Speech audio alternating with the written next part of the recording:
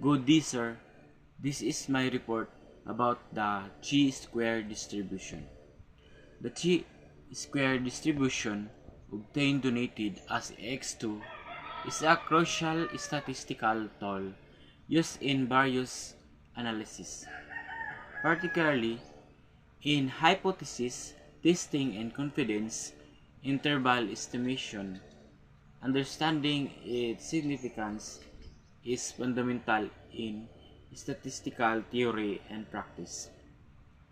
At its core, the chi-square distribution arises from the sum of square, standard normal, deviations.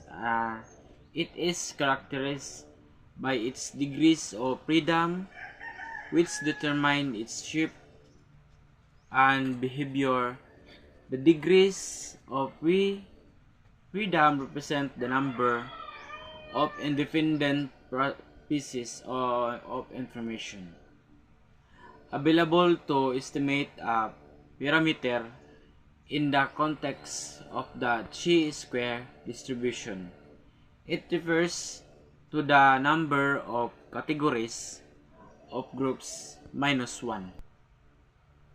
The chi-square distribution finds an widespread application is statistical analysis.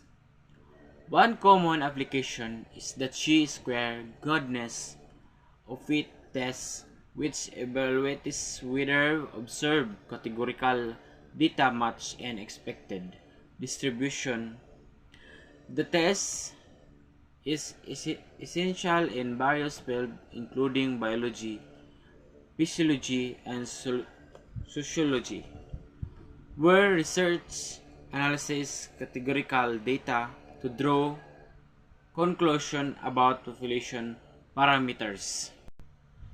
In conclusion, the chi-square distribution represented by x2 is a fundamental probability distribution in statistics, with its shape determined by degrees of freedom. It is widely used in hypothesis testing, confidence interval estimation, and analysis categorical data across various fields.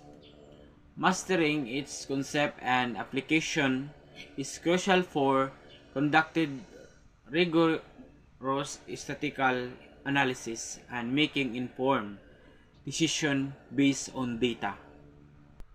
That's all, and thank you, sir.